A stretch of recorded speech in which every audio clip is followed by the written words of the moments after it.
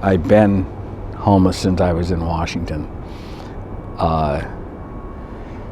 There's nothing good about it, I can tell you that. I've survived around the world in so many places that, under so many circumstances, that this is no problem. I'm used to camping and hunting, and so staying outside is not bad. The homelessness issue itself, I think what I've seen of it is the biggest factor is the cost of living, cost of housing. This is Dan, a homeless veteran I met through an introduction by Alex, the last homeless person I interviewed as part of a series I'm creating in order to gain a greater understanding of the homelessness crisis in our country. I'm conducting these interviews to give homeless Americans a conduit through which they can tell their unique life stories. Without understanding a problem, you cannot solve the problem. So without further ado, please enjoy part 2 of what it's like to be homeless in America. So I just want to know about your experiences and what, your story. So you can start wherever you want. I don't know where you... I was going to say, hold on, it's a wild ride.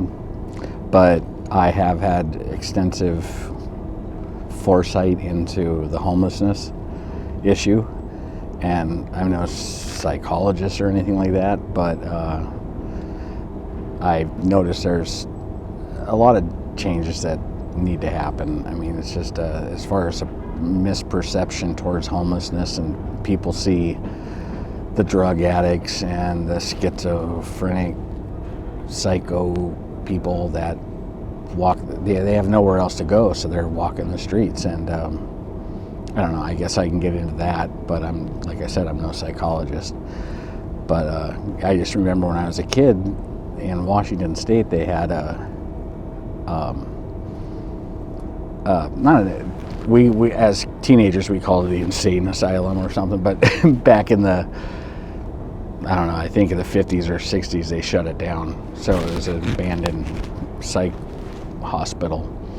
And over the years I've just noticed that your mic fell down a bit there, if you could just correct it. I just noticed that well, maybe not that close. Okay, yeah. So as far as that's concerned, the healthcare services need to step up a little bit, I think. Just because a lot of people don't have a place. But the biggest thing I've noticed about the homelessness is the cost of living. I mean, for the last 30 years, I think me and anyone that's been around for the last 30 years paying attention, the cost of living has increased, but the wages have been stagnant. I mean, they've gone up. I don't quote me on the numbers, but just a fraction of what the cost of living has increased. The cost of living increase is 2 or 3 times higher than the wages, and then of course all the jobs that people have lost when we went through the foreclosure. I guess the Dodd-Frank or whatever financial disaster. I ended up losing my house. But to be clear, after the 2008 financial crisis. Yeah, with the that's when I ended up losing my house. But I lost my house mostly because I had started a business, and ironically enough, that business happens to be tiny homes. And but I had a business up in Alaska, and I had a dozen employees at one time. But I had developed a workforce development program.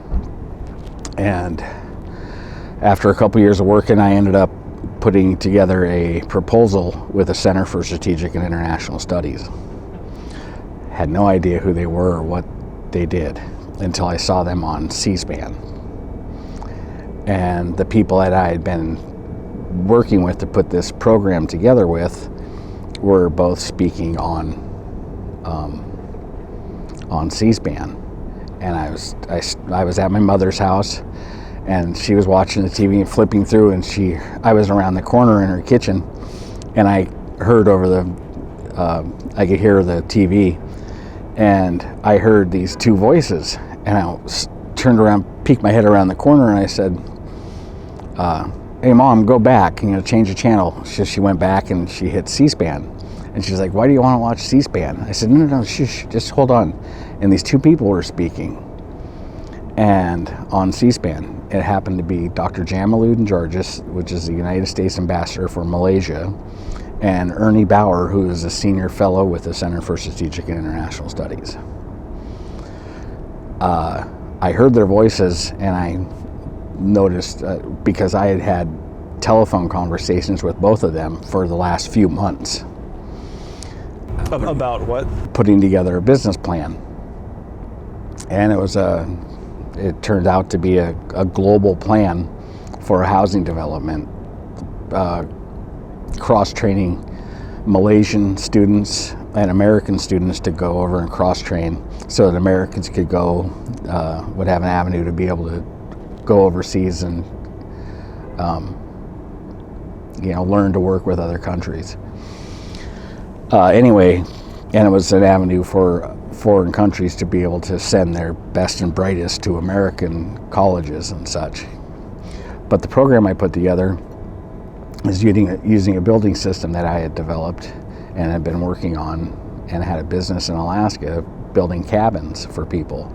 But the cabins were all designed so that they could be easily put into place. Like in Alaska, people have remote cabins 1,000 miles from the nearest road. So, there's lots of different techniques of being able to get building materials out to those remote locations. Some people fly them in on helicopters. Most of the time, they wait till winter time and take a bulldozer and have a train of trailers behind them and tow them out near the area. So the building system I had developed was simple, and when put together as a workforce development program, the opportunities are endless. And if foreign nations want to be able to use this building system, then they have all the tools. But I just don't know what their intentions are doing with using my building system. Now that we have a new president, and their biggest pitch is the Green New Deal. I had never heard the term Green New Deal until shortly after the federal government came in and confiscated my business and took everything. And when was that, for the record? well, I have it all. I can tell you the exact time and date, but yeah, this all started 26 March 2011 or 2013. On 26 March 2013, and I ended up sending off a business plan from our local coffee shop using their internet, and just like I'm set up here, plugged in, got my keyboard out, and I can sit and work from, at that time was a coffee shop. I hit send, I sent this proposal off. The very next day I came back to the coffee shop, and it's a coffee shop I've been going to for, like I said. You sent this proposal to CSIS? Yeah, and well, I'll get to that here in a sec, but yeah, I put that proposal together with him, and his name is Ernie Bauer. He's a senior fellow with the Center for Strategic International Studies. And like I said, I started out working with Dr. Jamaluddin Jarvis, who was the United States Ambassador to Malaysia at the time. Shortly after this, his helicopter ended up blowing up, and him being killed, and the whole crew in Malaysia on his way back from,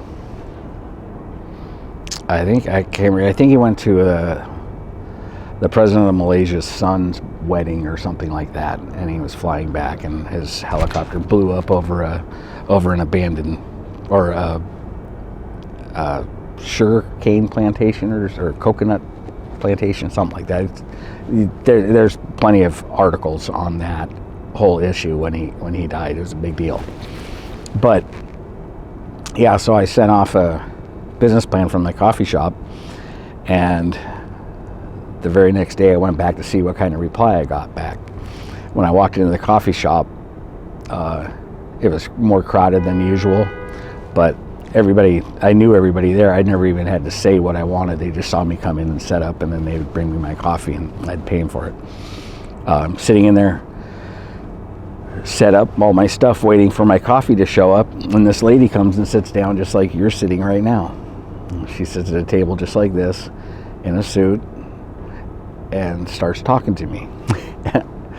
She says, "Mr. Brown?" So I said, "Yeah." She says, "Well, is there somewhere we can go to talk?" I was like, "Excuse me?" And she's like, "Yeah, is there somewhere we can go to talk?" I said, "Well, I'm staying with my mother who lives just right up the road." And she's like, "Oh, we know where you're staying." And I'm like, "Excuse me?" So I stood up and I went to go shut down my computer down and, to put it in my bag and leave.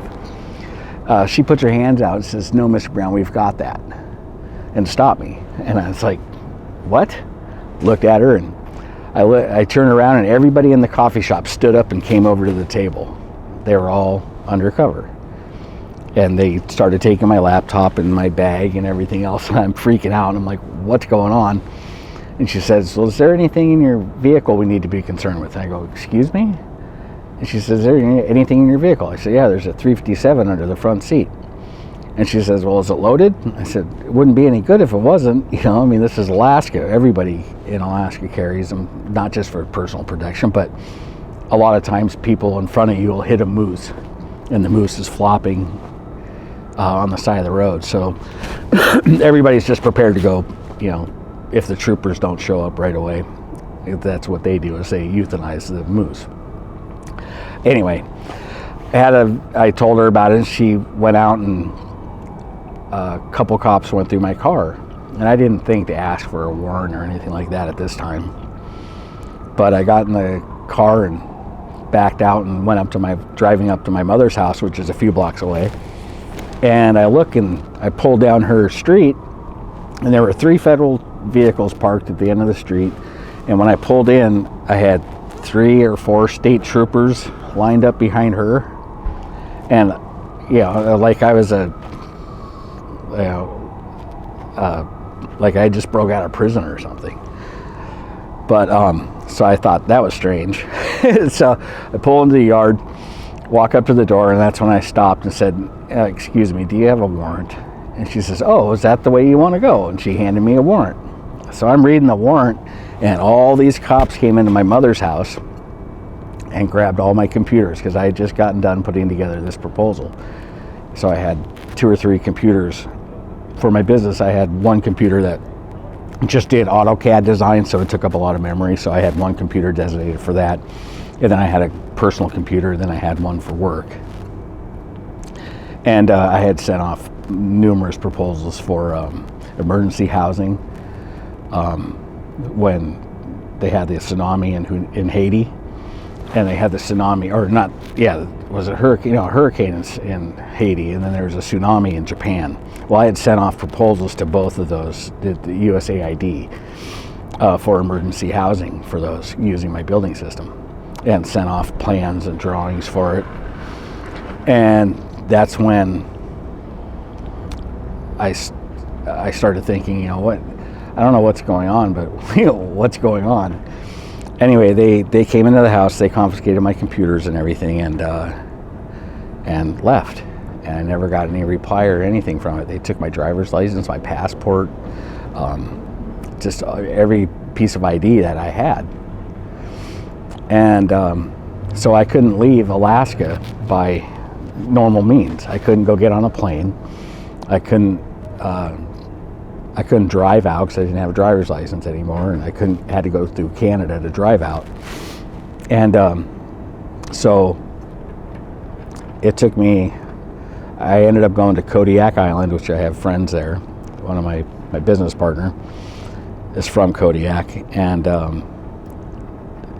so I went and lived with him for a while and ended up getting a job on a fishing boat that was at the end of the fishing season. They were taking it back down to Seattle to Everett, Washington from Kodiak Island. So I basically shanghaied myself to Seattle is how I ended up making it out of Alaska.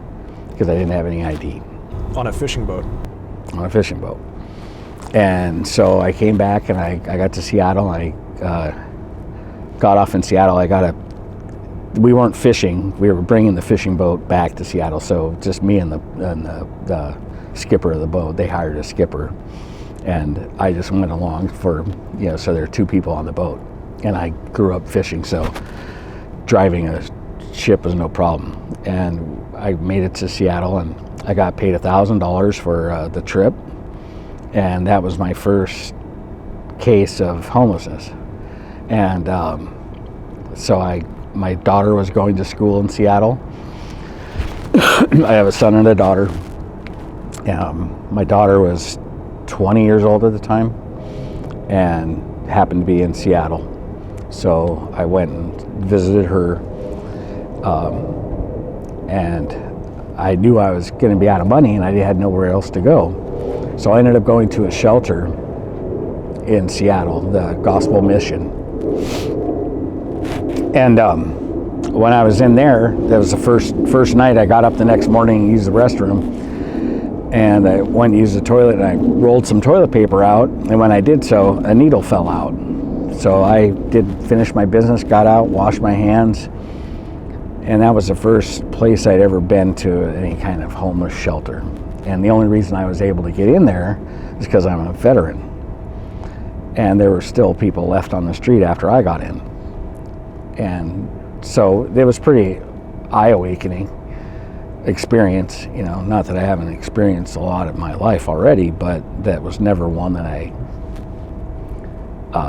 was looking to encounter. I've only seen it from TV and from driving past it on the road.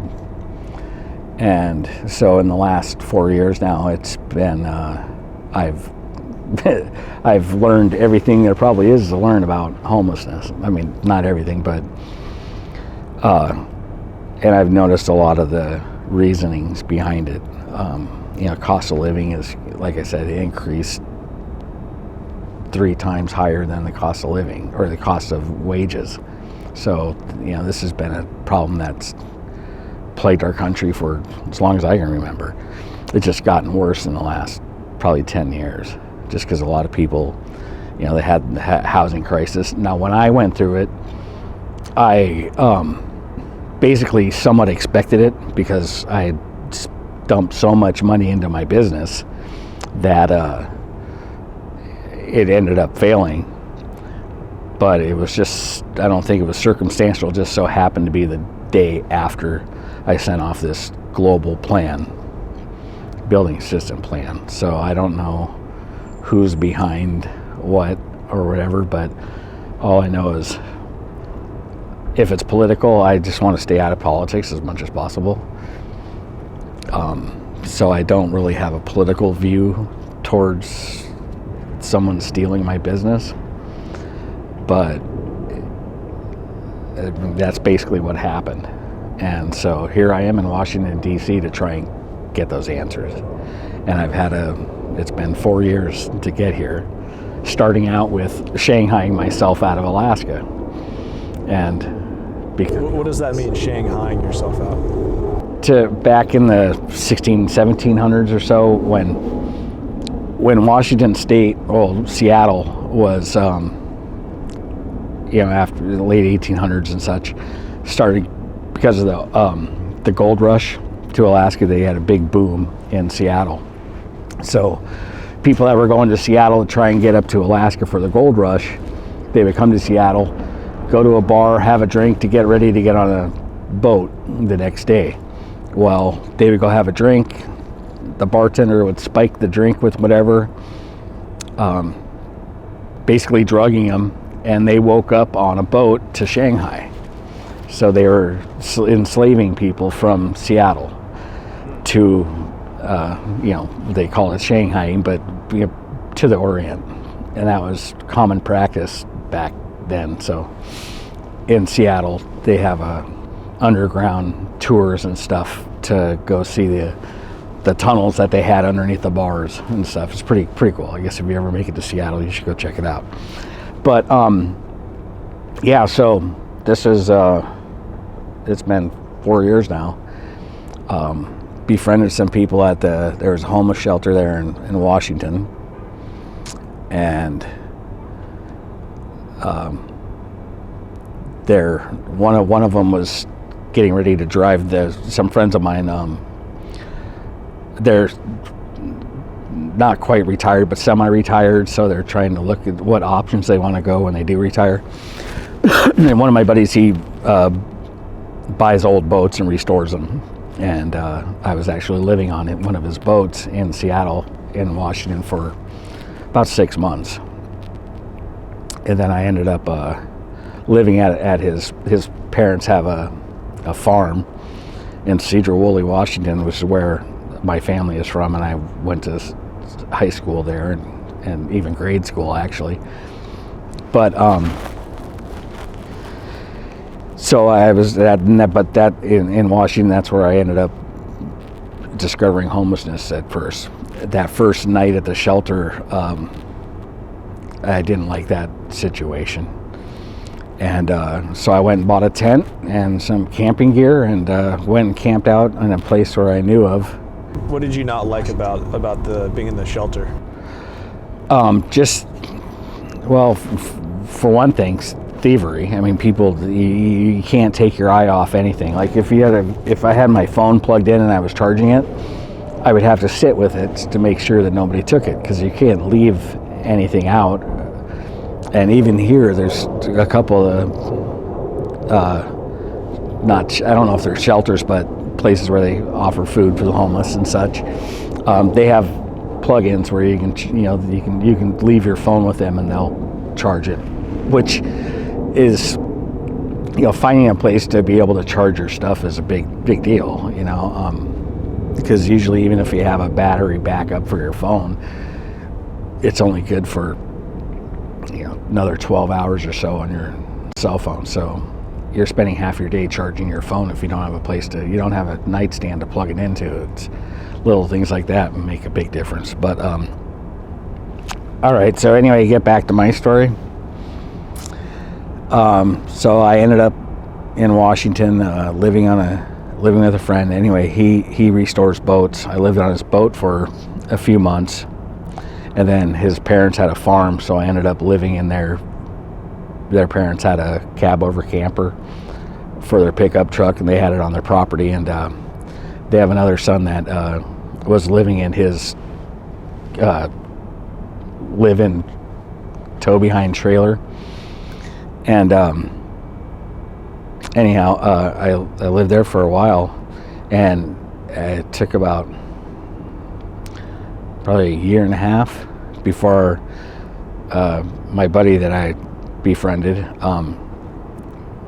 was coming to the East Coast, and he knew that I wanted to get to Washington, D.C. And I said, well, I have relatives. He says, I'm going to North Carolina, I'm leaving in a couple days, pack your stuff. I'm like, deal. So I threw a backpack together and threw some camping supplies in it, stuff I knew I could survive off of, but tried to make it as comfortable as possible. But I ended up, I got relatives in North Carolina. My aunt and uncle are there, and I got a couple cousins that live there. So I stopped, and I made it to their house right before Christmas last year.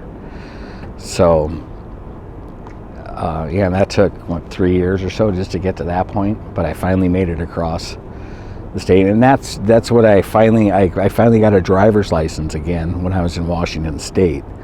And actually, that's how I ended up driving to the East Coast. I had to wait a couple days for my driver's license to get to me, because I had been without a driver's license for a few years, ever since they took my driver's license and my passport and all that.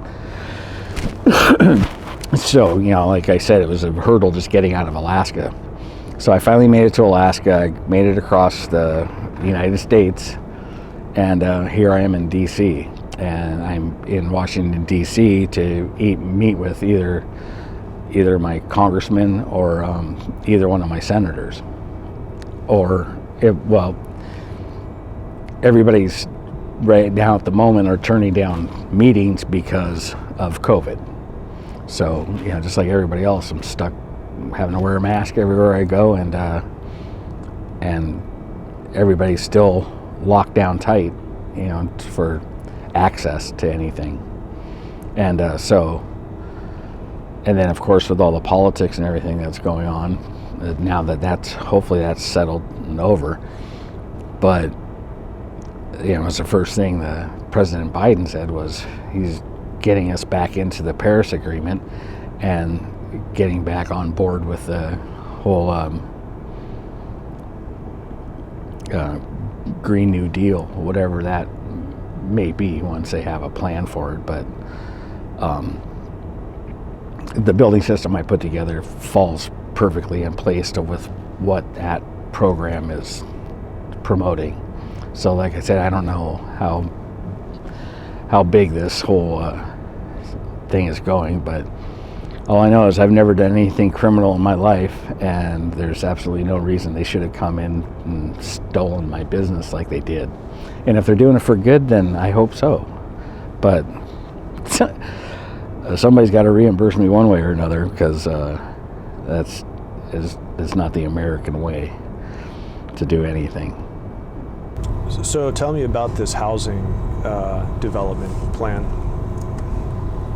Well, I build cabins for a living in Alaska, and I put together a building system, a way of building homes or of any size, but they go together like IKEA. And that's actually where I got the idea. This is basically the building system that I had developed.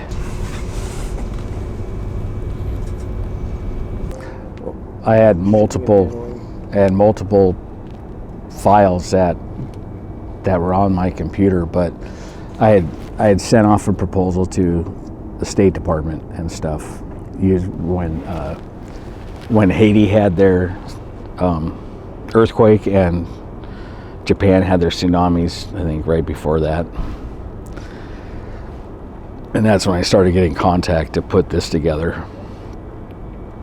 So I put it together, and as soon as I hit send, that's when the federal agents came in and confiscated all my stuff. Or I don't know if they were federal agents, they were just local cops, but told so to do so by the feds.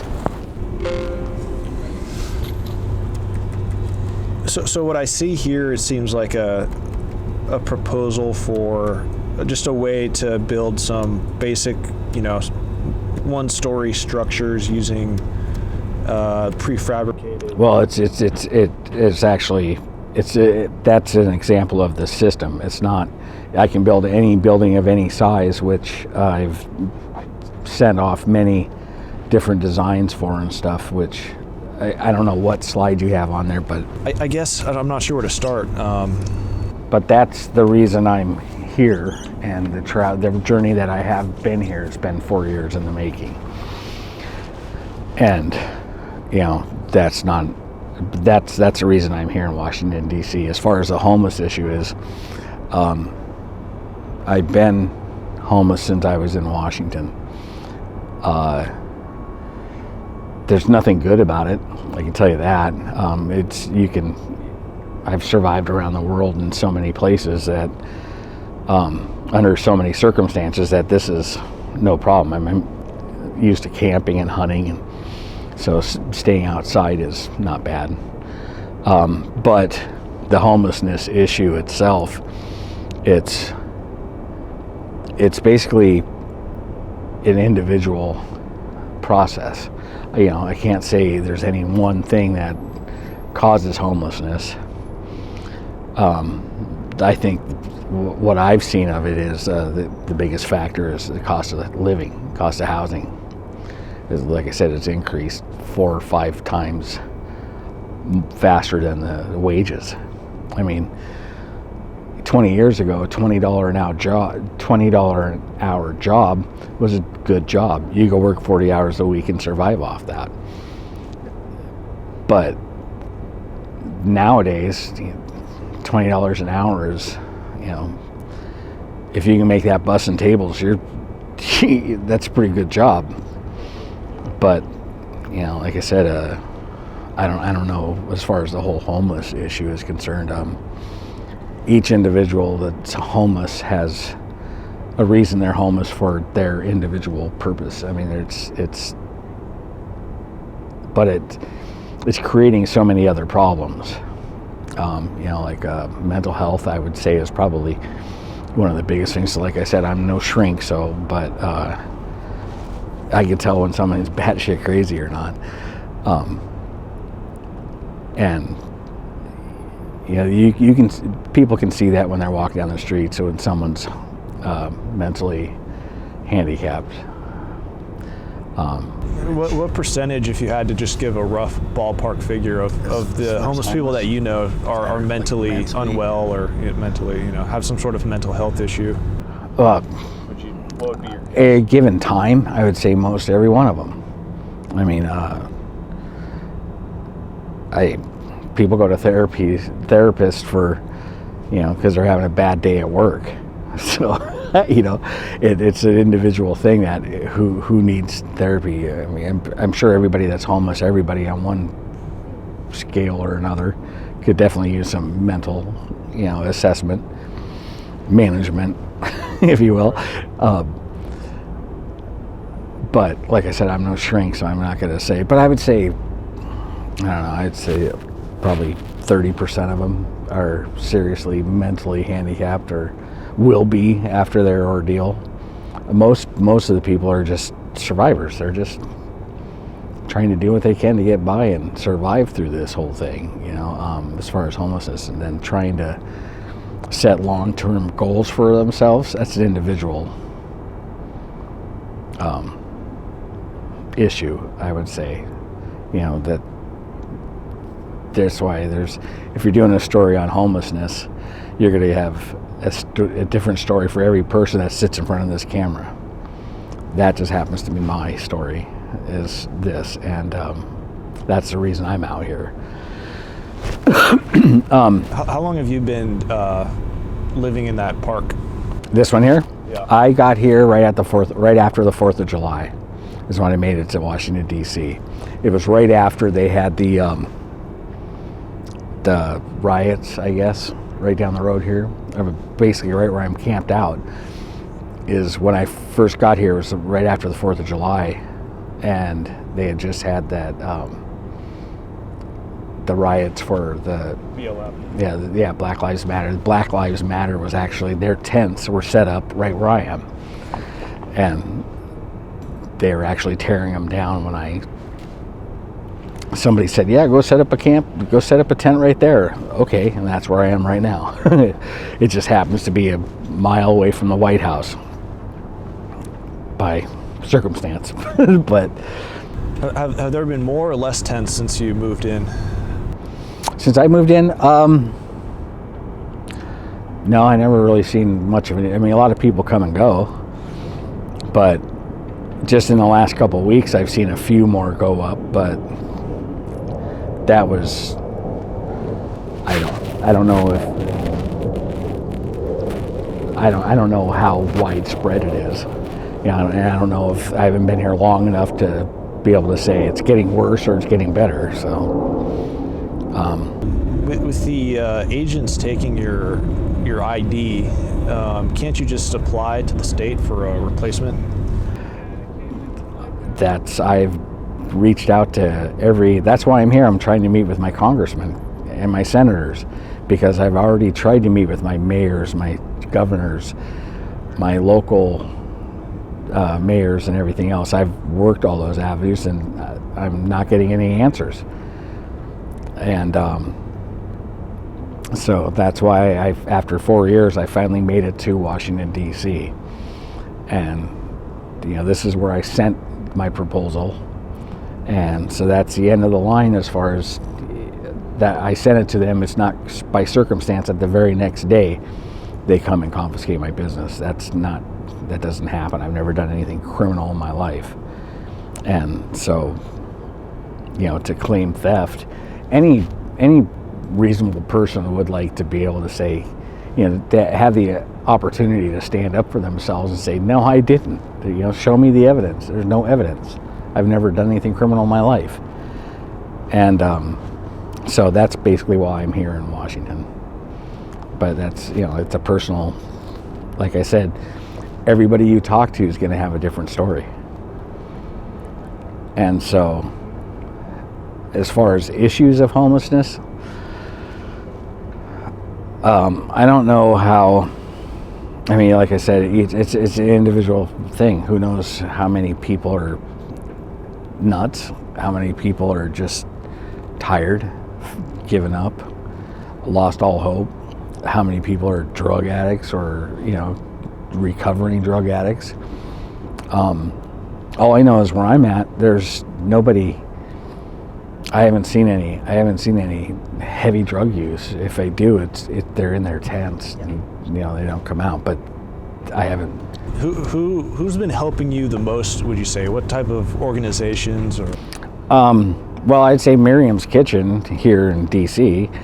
That just happens to be a few blocks away, and that's where everybody goes to eat. And food stamps only get you so much. So, Tell me, is that a religious? Is that a church?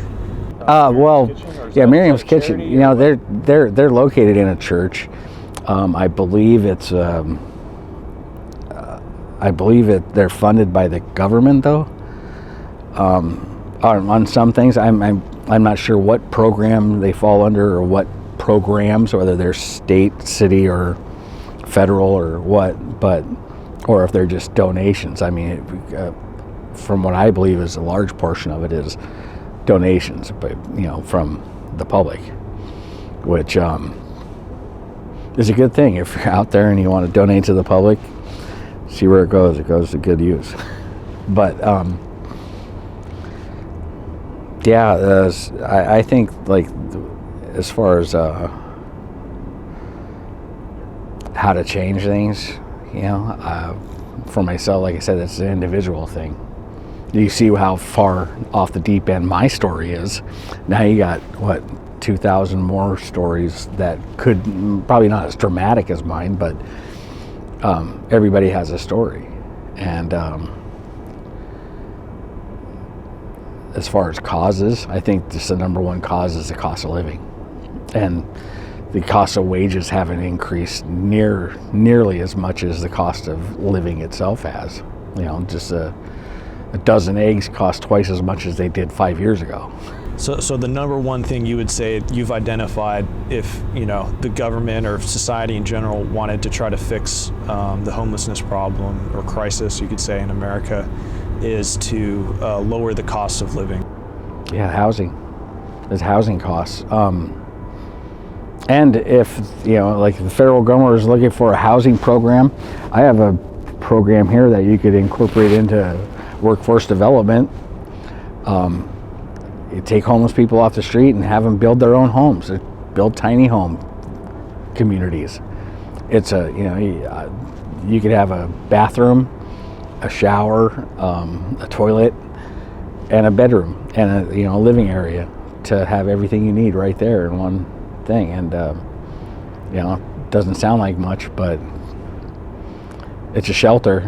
People aren't going to die. Have you told others your story before? The whole story? The government or whoever it was taking your business and your ID. I've been trying to. And if so, how do they react to the story? Just people in general? Yeah. They're dumbfounded. They don't believe it. They just say, yeah, whatever. Yeah, this guy's batshit crazy, which I don't think I am. Fairly certain I'm not. I'm not crazy. But yeah, I don't know. I don't tell everybody my story. That's why I feel a little apprehensive about.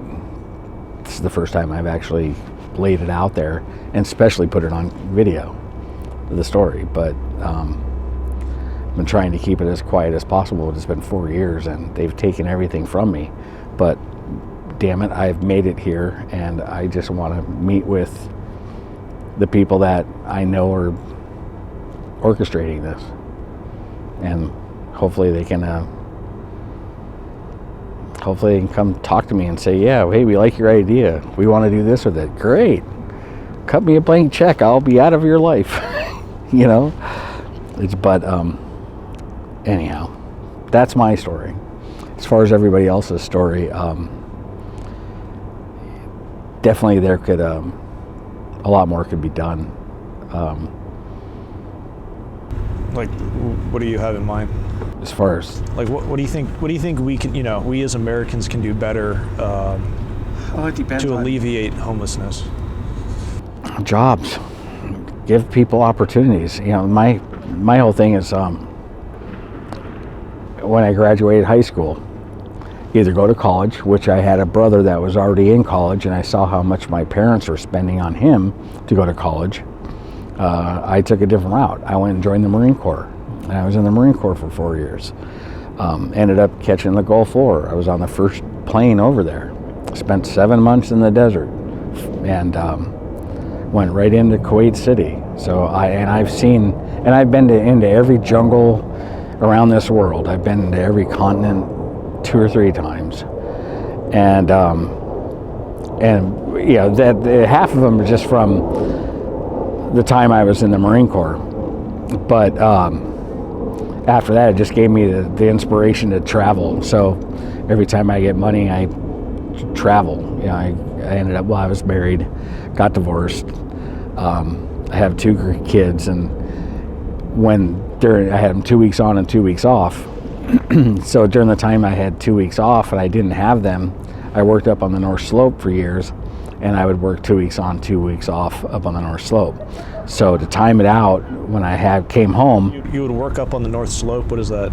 oh, the Prudhoe Bay, that's the northern top of Alaska where the oil fields are. Yeah, I worked in the oil fields. Okay. So I've done that for years. Did that shut down recently, Prudhoe Bay? Well, they just, I guess President Biden just put the cancellation on all the leases up there, which is the right to be able to drill for oil, look for oil. I think they're still getting oil out of the ground right now. So, but when that dries up, that I don't know what they're going to do. But Alaska, and America itself, that's a huge commodity.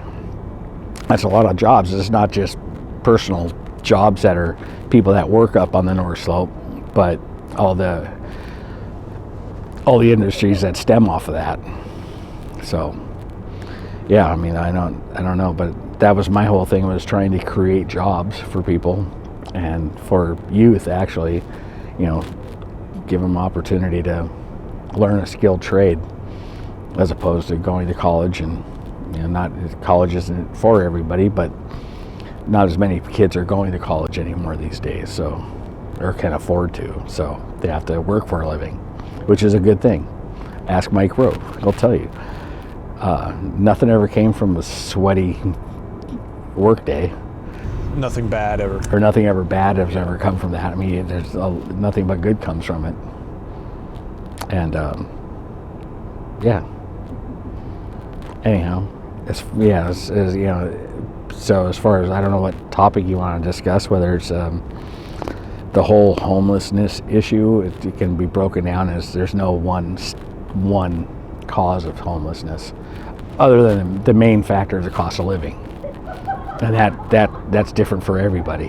Have you attempted to, find a route to get back on your feet, or to get, I'm trying to get answers.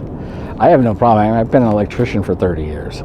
So, if I can just get my licenses back, which I just got a driver's license just to be able to come here. My license has expired and such, and I'd have to get a new one, but those are state licenses. So, but I didn't start a business to become an electrician in Washington, D.C. About the whole reason I'm here in Washington, D.C. is because of my business. So that's why I'm here, as far as being homeless here. Just because I can't afford a hotel room for, I don't know how long I'll be here. All I know is I'll be here until I get some answers. What if that never happens? It'll happen. It has to happen. Eventually it has to happen. Otherwise, I just take the whole story to the press. I'll take this video that you're putting together now and send it to the press. A reporter would love to jump on this, I would hope. What confuses me is that, your story is extremely, difficult to believe. I guess I don't even know, where to start with. All I can say is the only thing that I have left to prove all of this is my Facebook, newchickstructures.com, or New Chick Structures on Facebook, and it's Nuchek, Nuchek structures.com, and yeah, that's the only thing that's left. They took down my website and everything else, and so anything that, and when I had they took down my business website, but Facebook has an explanation of the whole timeline of how everything happened and when it happened. That seems to be the only thing that they haven't taken down. So, by all means, check it out. Because I've been on this road since 2016, I think. And when I lost my home, it was because I started my business and was running a business, which isn't easy for anything. But I was aware of that risk before I got started, which is basic. Anybody getting into business, if you think you're in it to win it, and it's all going to be handed to you, it's not the truth. That doesn't matter what your business. Most businesses fail, but not most businesses have their businesses taken from them, and especially not from their own government. So, by all means, I hope this gets somebody's attention, and but that's my story. And as far as the homelessness is concerned, I would say it's an individual story. Everybody, each person that's suffering or dealing with homelessness has their own individual story as to why they're homeless. I guess I don't know how to put this. Most people watching this will say, there's no way a federal agency, stole your business and or if you lose your ID, you can just get another ID. Or if you couldn't get an ID, you could even get a news crew with you to go to the DMV and be like, look, they won't give me an ID. So I guess, most people watching this will just say that you're making this up somehow. And that, that's why, you're homeless, that, No, not at all. You have this, incredulous story. Not at all. That's just my individual story. As far as, homeless, I have family. I was staying with my aunt and uncle in North Carolina right before I got here. I have a place to go, but I'm here for a purpose. As far as the homelessness, I'm just pitching a tent. I've done this my whole life out in Alaska, hunting and fishing my whole life. In the Marine Corps, spent 7 months in the Iraqi desert living under a tarp or a poncho. Right. And of course it was 132 degrees in the middle of the night, miserable, dug in the sand. But this here, I'm 3 blocks from a White House. I'm pretty safe. If you're gonna be safe somewhere, we got Secret Service agents walking around here all the time. Right here, I don't know how many. I'm surprised we haven't seen any campus police. The campus police come by here all the time. I think they were here when we first got here. They were walking through. This is the safest place in the world. Or I wouldn't say that. Sorry if you remind me if you listed any others. Is this the only place you've actually been living in a tent homeless at before, or what's No, I lived in a tent. Experience, I lived in a tent in Washington when like I said, when I got to Washington, I was in a shelter and I made it one night, and the next morning I found a needle. There was a needle there in the toilet, and I just grabbed my stuff and left. And I went and stopped at Walmart and bought a tent. And I saw the homeless people living in tents there, so I said, oh, well, follow them, watch where they're at. Well, there's a big empty field right down there. I'll go out in the middle of that empty field. So I stayed away from everybody. And that's when I was there for 6 months or so, and in the middle of the night, all of a sudden 2 cops literally stepped over 2 other homeless people that were sleeping in the trail and came over to my tent and woke me up in the middle of the night. just me, no one else around there. So that's when I grabbed all my stuff and I went and sat in front of the courthouse in Washington State, in Mount Vernon, Washington.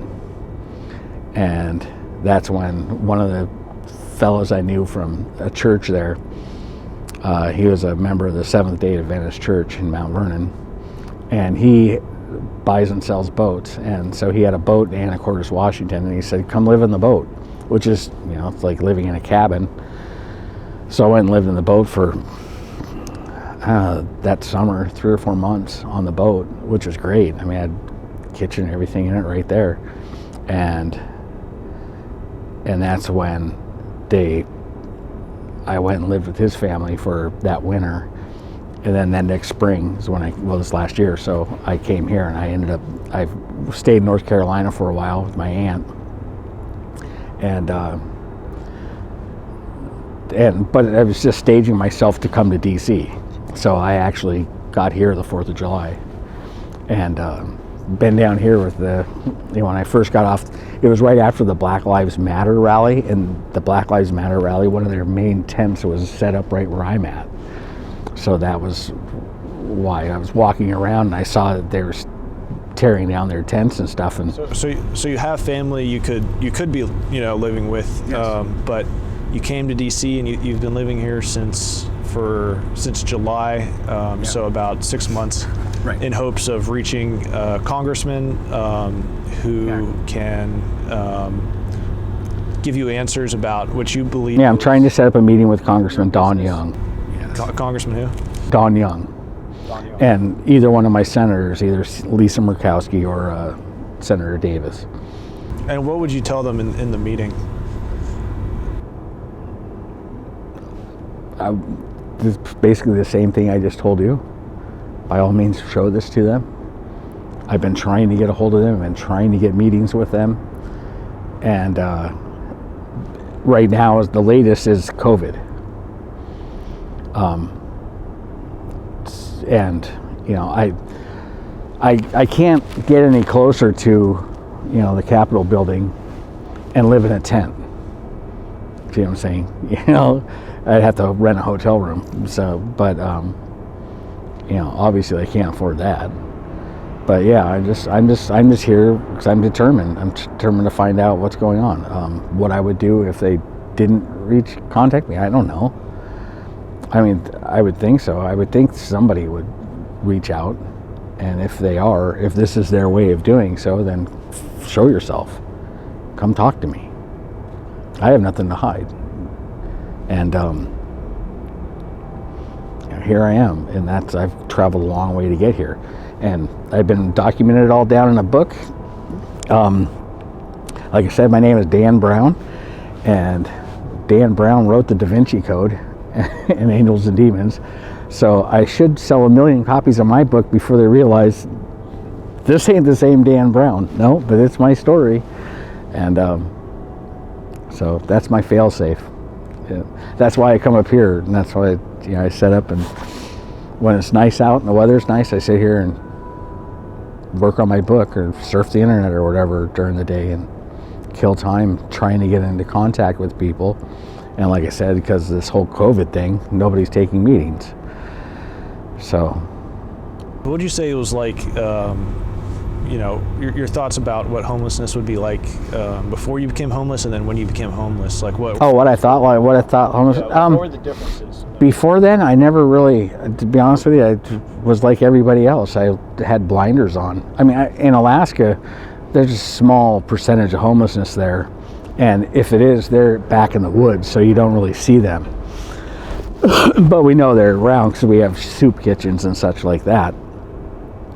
And but I've never had any experience with homelessness. Never, be honest, just like everybody else, just drive past them and ignore them. That's why I'm not ashamed to set up a tent down here, because I know people are not looking. They don't care. Now, don't get me wrong. I was so surprised if I was going to be homeless anywhere, Washington, D.C. is a place to be. I mean, everybody here is so friendly, as opposed to I was homeless in Washington State, but it's pretty rural there. I mean, downtown Seattle, no thanks. It's just like some of the areas here in D.C. I mean, I feel comfortably safe where I'm at, not just because I've been here for 6 months, but the whole reason I stayed here was that the accommodations and everything for everybody is it's safer, I would say. I mean, or right next to the White House. Hopefully it's the safest place in the world, right? So that's why I'm here. But anyway, that's the whole story as to why I'm here. Homelessness as a whole, it's an individual story to each and every person. There's no one cause to homelessness other than the cost of living. That as far as all the other everything else that people say, oh, I'm here because I'm a drug addict. Oh, I'm here. I'm here because of my family kicked me out. I'm here because of, there's very, very legitimate issues. Nothing against any of those issues, but they're all individual issues as to why people are homeless. And here, I'm just at the opposite end of the spectrum. I hope. I mean, I hope I'm not batshit crazy. If I am, please tell me. And but like I said, everybody has their own story as far as homelessness, and as far as cures for it, just opportunities, jobs. I mean, as far as a whole, depending on where you're standing when you look at it. Most people, you see where I'm at. I'm right between the main highway to Virginia from DC, downtown heart of DC. I get a lot of traffic going by where I'm at. I could just imagine what people are seeing when they see us. They look over and say, oh, look at these, they're all drunks, they're all drug addicts. I mean, actually, very few percentage of them are. Some of them are recovering and doing a damn good job of it, really, because I haven't seen anybody with, major drug issues. Those people stay by themselves and they stay by themselves, so who knows what people are doing, but you can tell when somebody's high or not. But a lot of people drink. There's a lot of drinking. A lot of it's just... A lot of just people in general drink, Yeah, I mean, that's... there's probably more drug use and alcohol abuse going on behind each one of these apartment doors. A lot more than there are, just because people are on the streets. I can't say there's any one cause to homelessness. Like I said, it's an individual thing for each people. Alex said that before he became homeless, the way he looked at homeless people was that they had just given up, essentially. They didn't want to work, and they had just given up. Right, absolutely, and that's the misperception. I just know Alex from the street and his wife and stuff. They just got married shortly ago, and when they went to the Justice of the Peace, and that was just this summer. And when they did, they were walking by, and everybody at Miriam's kitchen was standing there, and they were walking by all dressed up. What are you doing? Oh, he's got married. Hey, congratulations. So it's, most people around here, everybody has their own family niches that they get into, and here everybody has an understanding for each other. They know who's crazy, who's an alcoholic, who's a drug addict, who's just down on hard luck. And no judgment towards any of those people. It's just, what their issue is. And anyway, this just happens to be my issue. That's the whole issue. That's the whole reason I'm here. But like I said before, it's an individual issue with people. Homelessness. There's no one cause. Like I said, other than just the cost of living has increased so much that wages have been stagnant for decades. How many waitresses make $20 an hour? I mean, none, because they haven't. They're all making $7, $8 an hour, maybe $12 an hour, depending on whatever minimum wages. That's what they're making, which is sad. And then they rely on tips. But then, COVID hits. Well, that's a whole nother arena of issues with homelessness. How many people are homeless now because of their living situation within the last year? Is this just the edge of the that's why I asked you the shelf of the epidemic that's happening? Is this just another shelf off of the glacier of homelessness? That's why I asked you if there were more tents appearing in the park, because... Well, it's just kind of, it's here. Like I said, I've only been here since the 4th of July, so I've only been here 6 months. A lot of people came, and when I got here in Washington D.C. right after they had the riots for the Black Lives Matter riots, but it was for what's his name that was beaten by the cops. George Floyd got killed. I hate to slander his name like that, so closely afterwards. Sorry, but hopefully his name doesn't fade in the end. But it just happened to be that week that I showed up here, and it was right after the 4th of July. And that's how I ended up where I am right now. Just got as close to the White House as I could get without getting chased off by the Secret Service, and I've been camped there ever since. But like I said, that's an individual story. Everybody that's suffering through homelessness right now, or coping with it, it's going to be a different story for every one of them. This just happens to be my story, the reason I'm here, which is personal up to myself. So I can't speak for every other homeless person there, because I don't know their individual stories. This just happens to be my story. Got it. So is there any final thing you'd like to say if anybody's watching this? Final statement. No, if the federal government's actually going to watch this and looking at this, and anybody wants to get into contact with me, I am right here. Come talk to me. Other than that, good night. All right. Thank you, Dan. I appreciate it. You bet. Take that back to the federal government and tell them I'm right here. Come talk to me. I'm ready.